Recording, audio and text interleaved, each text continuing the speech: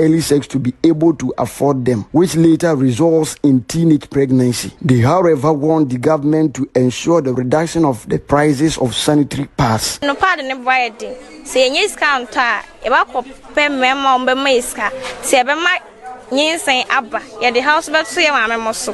See, M. Penny sent yes, Rabbi, and say, or Metis my so on to the side, the best of fat.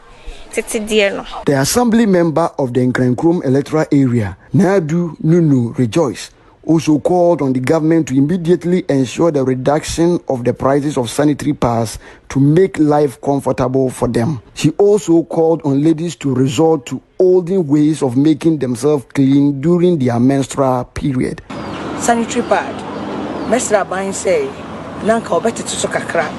Senabaya, yen Timofon, yet maiden, Atobin.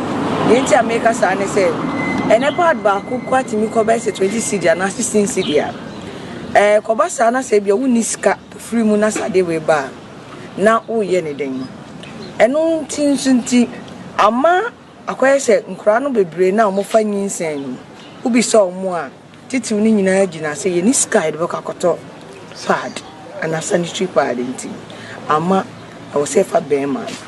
No, me share that who no say any problem, but what they are sharing.